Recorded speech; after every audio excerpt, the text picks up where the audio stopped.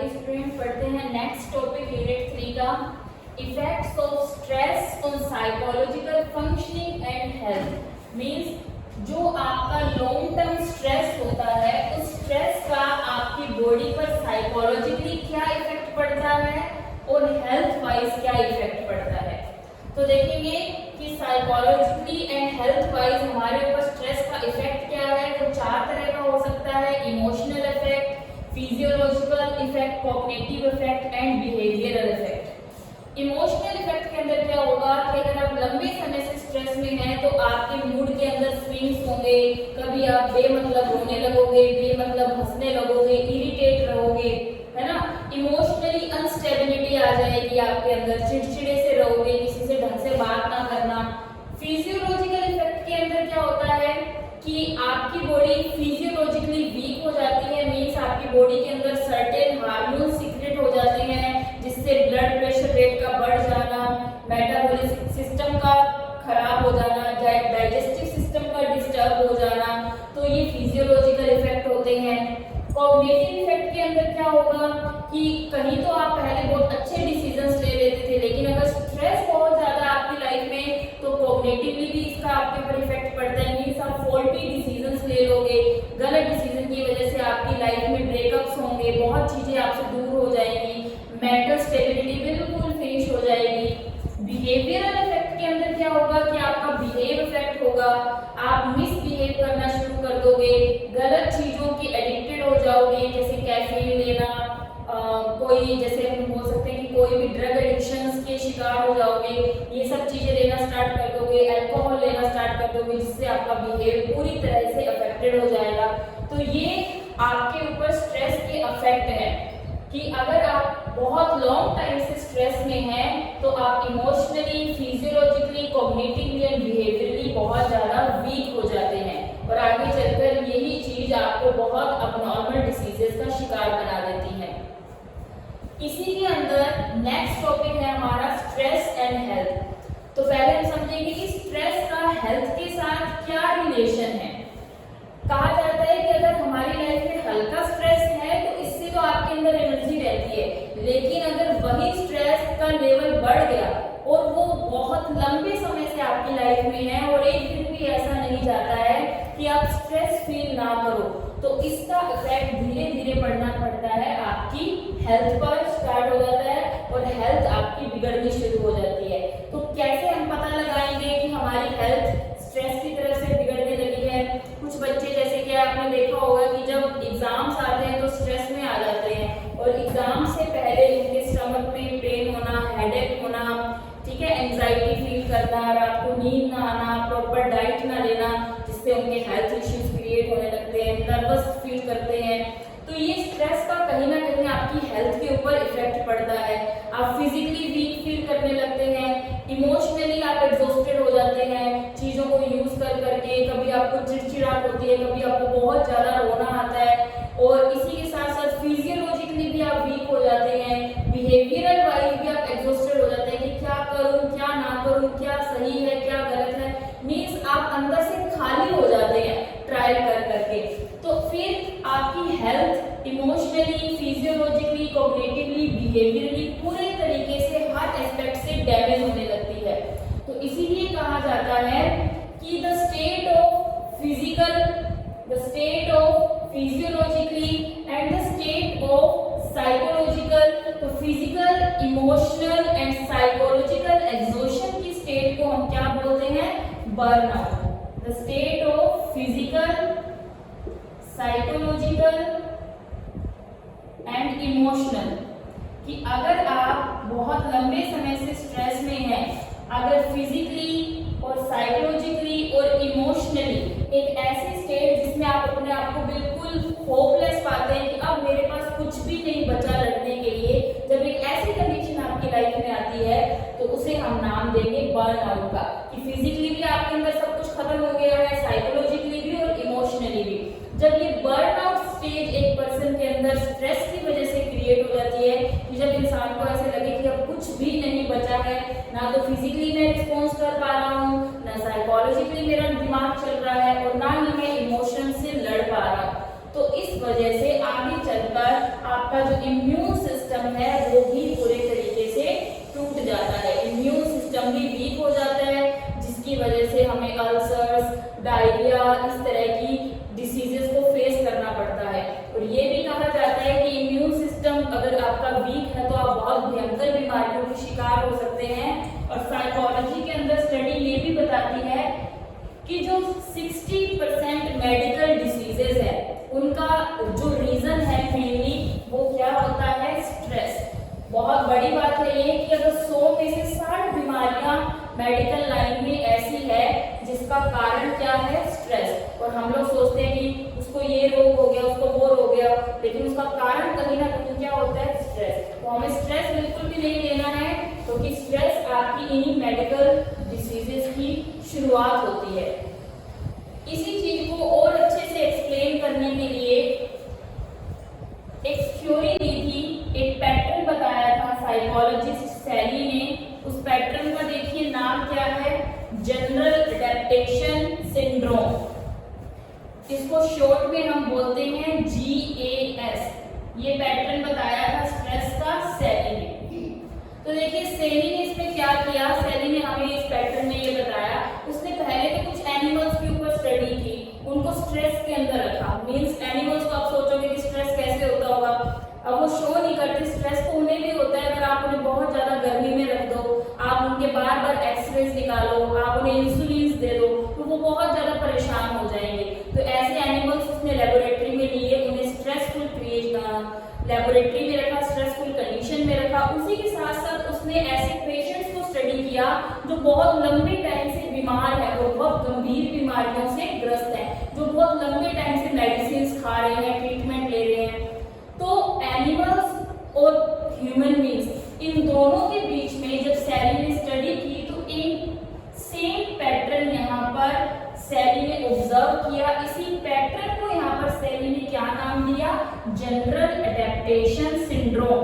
कि एक particular creation होती है स्ट्रेस की, कैसे वो क्रिएट होता है, कैसे हम उससे लड़ते हैं, और कब एक स्टेज आती है कि हम अपने आप को बर्नआउट सिचुएशन में पाते हैं। तो इसी बर्नआउट सिचुएशन तक कैसे कोई इंसान पहुंच जाता है वो हम देखेंगे इस पैटर्न में।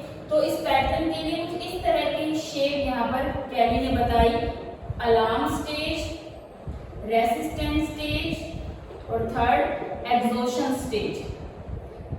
तो अलार्म रिएक्शन स्टेज में सैली का क्या कहना था कि जैसे ही कोई स्ट्रेस क्रिएट करने वाला स्ट्रेसर एक पर्सन या एक क्रिएचर की लाइफ में आता है तो आपका एड्रिनल, पिट्यूटरी, कोर्टिसल, ये जो हार्मोन है वो एक्टिव हो जाता है। क्या बोल रही हूं मैं, एड्रिनल, पिट्यूटरी, कोर्टेक्स या कोर्टिसल, ये एक्टिव हो जाता है और ये अपने हार्मोन्स को आपकी बॉडी में सीक्रेट करने लगते हैं, जिससे आपकी बॉडी अलार्म हो जाती है, मींस रेडी हो जाती है कि कोई ना कोई मुसीबत है और मुझे अब उसके साथ लड़ना है। और जैसे ही एड्रिनल, पिट्यूटरी, कोर्टिसल का आपकी बॉडी में, आपके ब्लड वेसल्स में सिक्रेशन होता है, आप लोग फाइट टू फाइट रिस्पॉन्स के लिए रेडी हो जाते हैं कि अब हमें तैयार हो जाना है, स्ट्रेसर के साथ लड़ना है। जब अलार्म रिएक्शन स्टेज पूरे तरीके से फिनिश हो जाती है तो नेक्स्ट स्टेज स्टार्ट होती है जिसे हम बोलते हैं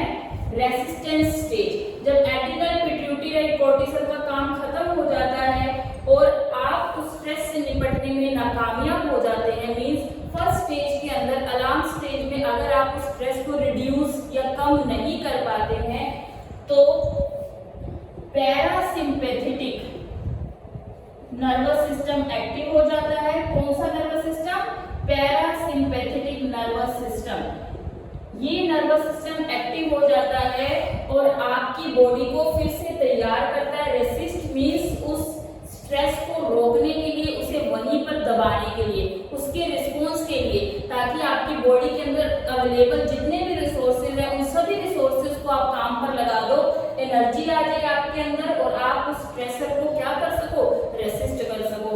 जब रेसिस्टेंस स्टेज भी पूरे तरीके से कंप्लीट हो जाती है कि आपने अपनी बॉडी का पूरा जोर लगा लिया उस स्ट्रेस को रिड्यूस करने में, पर ऐसा हो नहीं पाया, तो हम कौन सी स्टेज पर आ जाते हैं, एग्जॉशन स्टेज पर। एग्जॉस्शन स्टेज वही है जिसमें एक पर्सन फिजिकली, साइकोलॉजिकली, इमोशनली प्रयास करके एग्जॉस्टेड हो जाता है, मीन्स बिल्कुल होपलेस हो जाता है, खाली हो जाता है। तो इसी स्टेज को हम बोलते हैं एग्जॉस्शन स्टेज। जब ये स्टेज आपकी लाइफ में आ जाती है तो इसे हम बोलते हैं बर्नआउट, कि अब हमारे पास उस स्ट्रेस को कम करने के लिए कुछ भी नहीं बचा, और आगे चलकर यही स्ट्रेस आपकी लाइफ में बहुत सारे साइकोलॉजिकल डिसीजन का कारण बनता है। तो सैली ने बहुत ही तरीके से बताया कि किस तरह से स्ट्रेस एक गंभीर बीमारी बन जाती है। सबसे पहले अलार्म होते हैं आपने यहाँ पर भी पूरी कोशिश की आपकी बॉडी ने एड्रिनल, पिट्यूटरी एंड कोर्टिसोल का यूज करके, अगर नहीं हुआ तो रेसिस्टेंस स्टेज पे यूज किया, पैरासिम्पैथेटिक नर्वस सिस्टम को यूज करके। अगर यहाँ पर भी रेसिस्ट नहीं हुआ तो आप आ जाते हैं एग्जॉस्शन स्टेज पे जहाँ पर कोई भी इलाज नहीं होता। लेकिन फिर भी सैली के इस पैटर्न को आगे क्रिटिसाइज कर दिया गया, क्योंकि सैली ने अपने इस पैटर्न में साइकोलॉजिकल एस्पेक्ट्स को बहुत कम यूज किया, इसीलिए आगे चलकर इसका ये पैटर्न साइकोलॉजिकल एस्पेक्ट्स कम यूज करने के कारण थोड़ा सा ज्यादा पॉपुलर नहीं हो पाया। सो ये हमने दो चीजें पढ़ी कि इफेक्ट क्या है आपकी बॉडी पर स्ट्रेस का, और इस स्ट्रेस के इफेक्ट को दिखाने के लिए सैली ने कौन सा पैटर्न आपको एडवाइस किया था, that was general adaptation syndrome. Effects of stress on psychological functioning and health में हमारा नेक्स्ट टॉपिक है stress and the immune system. क्या हमने कभी सोचा है कि जो इम्यून सिस्टम जिस पर आपकी पूरी बॉडी का वर्क डिपेंड करता है वो डिपेंड करता है स्ट्रेस पर। इम्यून सिस्टम खुद किस पर डिपेंड करता है काम करने के लिए, स्ट्रेस पर। अगर आप बहुत ज्यादा स्ट्रेस में हैं तो जो इम्यून सिस्टम आपकी इम्यूनिटी को बनाए रखता है, अगर वही उस स्ट्रेस की वजह से डैमेज हो गया तो आपको बचाने वाला कोई नहीं है। तो इसमें हम पढ़ेंगे कि स्ट्रेस और इम्यून सिस्टम का रिलेशन क्या है। देखिए, अगर बहुत ज्यादा स्ट्रेस आपकी लाइफ में है तो आपकी इम्यूनिटी कम हो जाती है, और इम्यूनिटी कम होने की वजह से आप बड़ी जल्दी बीमारियों के चक्कर में फंस जाते हैं। तो ये इम्यूनिटी कम कैसे होती है, इम्यून सिस्टम काम कैसे करता है, इसके लिए साइकोलॉजी की एक अलग ब्रांच है जिसको हम नाम देते हैं साइको न्यूरो इम्यूनोलॉजी। इस ब्रांच के अंदर हम ये स्टडी करते हैं कि हमारा इम्यून सिस्टम हमारी प्रोटेक्शन कैसे करता है, उसका काम करने का तरीका कैसे है, और हम हमारे इम्यून सिस्टम को किस तरीके से स्ट्रॉन्ग करें। तो नॉर्मल एक चीज तो यही है कि अपने आप को थोड़ा स्ट्रेस से बाहर ही रखें, क्योंकि जितना ज्यादा आपकी लाइफ में प्रोलॉन्ग स्ट्रेस होगा आपकी इम्यूनिटी वीक होती जाएगी। इम्यून सिस्टम का काम क्या होता है, जो फॉरेन इन्वेडर्स होते हैं, मतलब बाहरी जो आक्रमणकारी होते हैं उनसे आपकी रक्षा करना। जैसे कि मान लो एक देश के जो सिपाही हैं, उन सिपाहियों का काम क्या होता है कि जो बाहर का अटैकर है उससे अपने देश को बचाना। उसी तरीके से आपकी बॉडी के सोल्जर्स है आपकी इम्यूनिटी, आपका इम्यूनिटी सिस्टम, और इसका काम क्या होता है कि बाहर से आ रही कोई बीमारी, कोई वायरस से आपकी बॉडी को क्या करना, प्रोटेक्ट करना। तो अब ये इम्यून सिस्टम काम कैसे करता है, इस इम्यून सिस्टम में स्टूडेंट्स कुछ व्हाइट ब्लड सेल्स होती हैं। व्हाइट ब्लड सेल्स को हम और किस नाम से जानते हैं, ल्यूकोसाइट्स नाम से। इन व्हाइट ब्लड सेल्स के दो काम माने जाते हैं, एक तो जो बाहर के इन्वेडर्स हैं उनसे आपकी प्रोटेक्शन करना, और इन इन्वेडर्स को हम बोलते हैं एंटीजीन्स या फिर वायरसेस। इनसे आपको बचाकर रखना। जब कोई बाहर का नया वायरस, जैसे कि कोरोना एक नया वायरस था, जिन लोगों की इम्यूनिटी ज्यादा थी वो लोग कोरोना की चपेट में नहीं आए। देखो, जिनकी इम्यूनिटी कम थी वो लोग कितनी जल्दी कोरोना की चपेट में आ गए। तो व्हाइट ब्लड सेल्स का काम होता है इस तरह के न्यू वायरसेस को आपकी बॉडी में आने से रोकना, और इसी के साथ साथ आपकी बॉडी के अंदर मतलब कि जो वायरस को कम करने वाले जीन्स होते हैं उनको क्या करना, इंक्रीज करना। मींस इस तरह से आपकी बॉडी की एंटीबॉडी क्रिएट कर देना।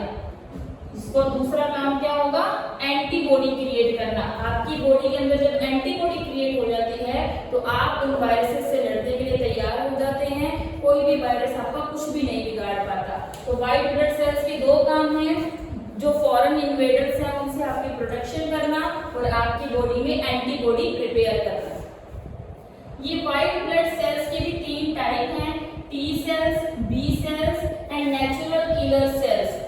टी सेल्स का देखिए काम क्या होता है, टी सेल्स का और टी हेल्पर सेल्स का काम होता है कि बाहर के जो फॉरेन वायरसेस हैं, बाहर का कोई भी नया जो वायरस है, इन्वेडर है, उससे आपकी बॉडी की प्रोटेक्शन करना। मींस ये बाहर के वायरस को आपके बॉडी के अंदर एंटर होने से रोकता है। और बी सेल्स का काम क्या होता है, बी सेल्स का काम होता है कि आप इसने तो रोकने का काम किया, और बी सेल्स क्या करेगा, जल्दी जल्दी आपकी बॉडी में क्या बनाएगा, एंटीबॉडीज बनाएगा, ताकि अगर आपकी बॉडी को कोई वायरस अफेक्ट भी कर रहा है, एंटीबॉडी साथ साथ बनती जा रही है, तो आप प्रोटेक्ट रहोगे। नेचुरल किलर सेल्स का काम क्या होता है कि ये वायरस और ट्यूमर दोनों चीजों से साथ में लड़ते हैं। कि अगर किसी भी तरह का कोई ट्यूमर है, जैसे कि कैंसर हो गया, कोई ब्रेन हेमरेज हो गया, कोई ब्रेन ट्यूमर हो गया, या कोई HIV वायरस है, कोरोना वायरस है, दोनों तरह के वायरस और ट्यूमर, इन दोनों से लड़ने का काम किसका होता है, नेचुरल किलर सेल्स का। यहाँ पर एक नेचुरल किलर सेल का नाम भी दिया है साइटोटॉक्सिसिटी।